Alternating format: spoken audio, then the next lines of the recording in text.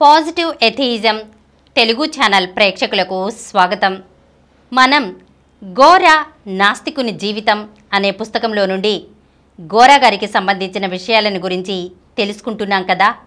ఈరోజు ఎపిసోడ్లో మరికొన్ని విషయాలను తెలుసుకుందాం. కృష్ణా జిల్లాలో మొదటి నాస్తిక బహిరంగోపన్యాసం 1938లో కంకిపాడు గ్రామంలో జరిగింది. పునాదిపాడు హైస్కూల్లో అప్పుడు తెలుగు పండితులుగా ఉండిన శ్రీ కాట్రగడ్డ విజయరామయ్య వారి విద్యార్థులు ఈ సభను ఏర్పరిచారు. సభ 2 రోజులు జరిగింది.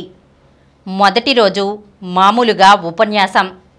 ప్రారంభ దినాల్లో గోరా ఎక్కువగా దైవం అబద్ధమని, మానవ కల్పిత భావమని సోదాహరణంగా వివరించేవారు.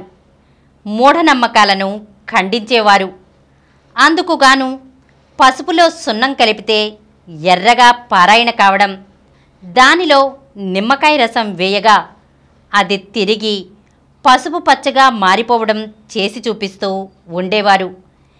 దీనిలో ఏ మహత్యం లేదని, రసాయనిక ప్రక్రియ అని, అలాగే అన్ని విషయాలునని చెప్పేవారు. కంకిపాడు ఉపన్యాసం కూడా ఈ రీతినే సాగింది. విజయరామయ్య తన మిత్రులు సంస్కృత పండితులు అయిన శ్రీ సూరపనేని శోభన్రావుని ప్రత్యేకంగా మీటింగుకు ఆహ్వానించారు. గోరా గ్రామీణులకు చెప్పే ఉపన్యాస పద్ధతి గ్రామీణులకు బాగా నచ్చేది, కానీ పండితులకు తేలికగా ఉన్నట్లుండేది. శోభనరావుకి అదే అభిప్రాయం కలిగింది. అయినా ప్రశ్నలకు ఏమి సమాధానం చెబుతారో చూద్దాం అని మర్నాడు కూడా సభకు వెళ్ళారు.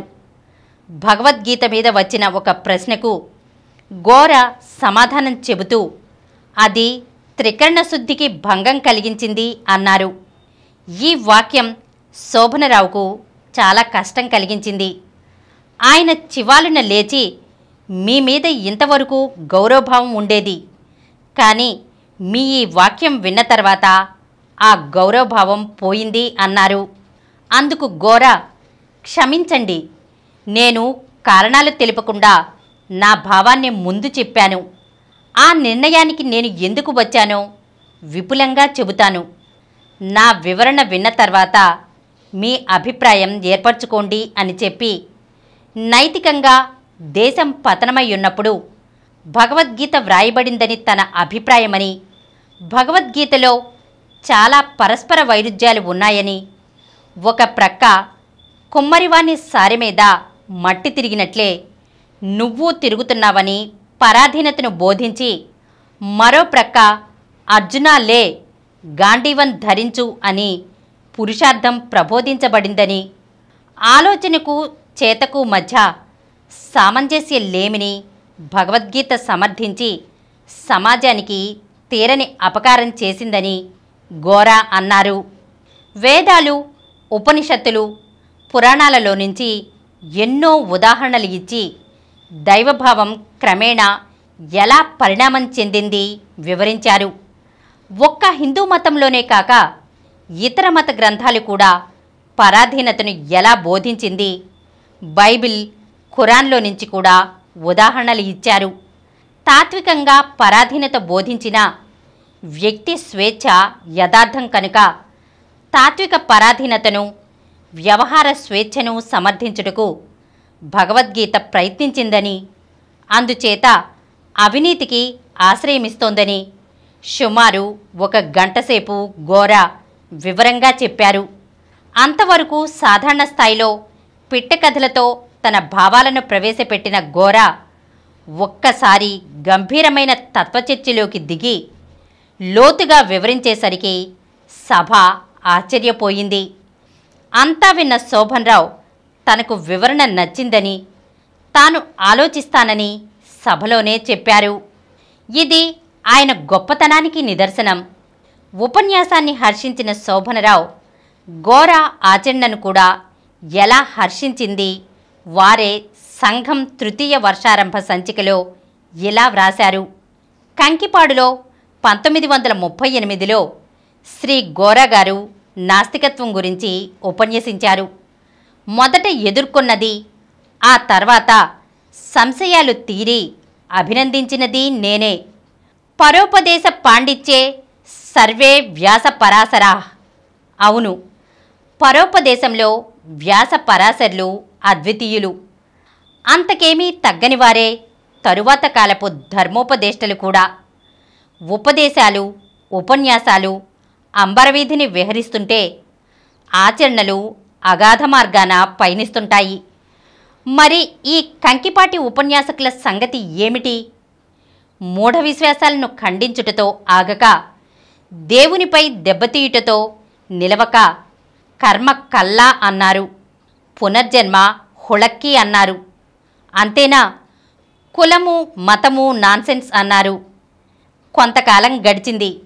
కంకిపాడు కాస్త మరుపులో పడవచ్చు ఉపన్యాసకులకు. ఆహ్వానము లేకుండానే, ముందు తెలపకుండానే బందర్లో వారింటికి వెళ్ళాను సాయంకాలం వేళకు.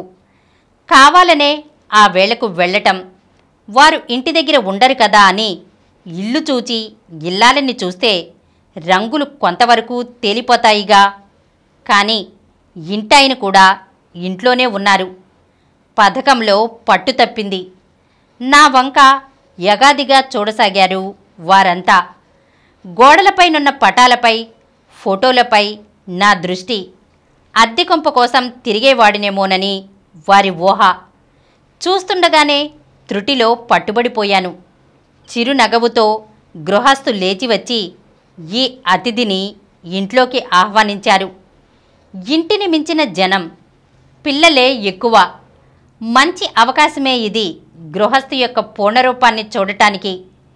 పిల్లలుంటే వారి వల్ల కొన్ని సంగతులు తేలిపోతాయి, స్త్రీల వల్ల మరికొన్ని సంగతులు. నేనిక్కడ గడిపిన 14 గంటల కాలంలో రాత్రి నిద్రవేళ 6 గంటలు మినహాయించి నా అన్వేషణ మానలేదు. దంపతుల కనుమరుగున మనోరమతో మీ కులమేమిటి అని నా ప్రశ్న. ప్రశ్నకర్థమే తెలియనిది జవాబేమిస్తుంది. లవణం జవాబు ఇచ్చారు, అదేమిటో తెలియదండి అని. మానవ కులం అని నేర్పబడిన జవాబు ఇస్తారేమో అనుకున్నాను. కులం ప్రసక్తే ఆ ఇంట్లో ఏనాడూ ఉండదన్నమాట. భోజనం అంతా కలిసి చేస్తుండగా గృహిణితో, ఏమండి మీ ఇండ్ల భోజనము అంటుండగా అర్ధోక్తిలోనే గృహిణి చిరునగవుతో చిన్న గద్దింపు. అర్ధోక్తి అర్ధోక్తిగానే నిలిచిపోయింది. అంతే. మరి నేను శంకించవలసింది, విమర్శించవలసింది కానరాలేదు. కంకిపాడులో ఉపన్యాసానికి పూర్వపు నా స్థితికి, అంతరస్థితికి ఎంత భేదముండెనో వారి ఇంటికి వెళ్ళి వచ్చిన తర్వాత నాలో అదే రీతి. అనగా వారి మాటలను బట్టి, ఉపన్యాసాలను బట్టి ఉండవలసిన దానికంటే లేదా మనం ఊహించిన దానికంటే అత్యధికంగా వారి ఆచరణలో పురోగమనం కనిపించింది. ఆ పురోగమనమే అచిరకాలంలో తీవ్రగమనమై కాలేజీ ఉద్యోగమునకు రాజీనామాకు కారణమైంది. ఆపై మరికొన్నాళ్లకే స్వాతంత్ర్య సమరంలో సకుటుంబంగా దూకి ఎన్నో కష్టాలను ఎదుర్కోవలసి వచ్చింది. ఒకదానిని మించింది మరొకటిగా ఇట్టి కష్టాలను, సమస్యలను ఎదుర్కొని నెగ్గారు. రామచంద్రరావు గారి నాస్తికోద్యమము ఆర్థిక, రాజకీయ దృష్టితో సమ్మిళితమై విస్తరించింది. నాస్తికత్వం ఏనాటి నుంచో ఆస్తికత్వంతో పోరాడుతున్నప్పటికీ అది సాంఘిక రంగంలోనే. ఆ పోరాటాన్ని ఆర్థిక, రాజకీయ రంగాలకు విస్తరింపచేయుట వీరి ప్రత్యేకత. దానివల్లనే నాస్తికత్వానికి సంపూర్ణ విజయం కలదు. అది మన తరంలోనే చూడగలం. ఈ విధంగా శోభనరావు ఆదిలో వ్యతిరేకించి, ఆ తర్వాత అభినందించి, చివరికి గోరాకి గొప్ప అండగా తయారైనారు. నాస్తిక భావాలను సాహిత్య రూపాల ద్వారా ప్రచారం చేసే బాధ్యతను ఆయన మీద వేసుకుని సత్యాన్వేషణము అనే నాటకాన్ని, కొన్ని ఏకాంకిలను రచించారు. ఆయన కలం ఎంత శక్తివంతమైనదంటే బ్రిటిష్ పరిపాలకుల హయాంలో సత్యాన్వేషణము ప్రదర్శన నిషేధించబడింది. శ్రీ శోభనరావు చాలా కాలంగా తీవ్రమైన అస్వస్థతకు గురి అయి తాను అనుకున్నంతగా నాస్తికతాభివృద్ధికి సేవ చేయలేకపోతున్నానే అని బాధ వ్యక్తం చేస్తూ ఉండేవారు. 1963 డిసెంబర్ 1న విజయవాడలో జరిగిన గోరా 62వ జన్మదిన సన్మాన సభకు వీరే అధ్యక్షత వహించారు. ఈరోజు మనం గోరా గారి గురించిన కొన్ని విషయాలను తెలుసుకున్నాం కదా. వచ్చే ఎపిసోడ్లో మరికొన్ని విషయాలతో కలుద్దాం.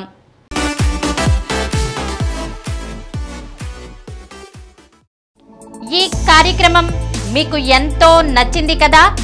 ఇటువంటి మరిన్ని వీడియోల కోసం అనతి కాలంలోనే 20 కోట్ల వ్యూస్ సాధించిన డాక్టర్ సమరం మల్టీ ఛానల్ నెట్వర్క్ సమర్పించు పాజిటివ్ ఎథియిజం తెలుగు ఛానల్కు సబ్స్క్రైబ్ చేయండి, లైక్ చేయండి, మీ ఫ్రెండ్స్కి షేర్ చేయండి.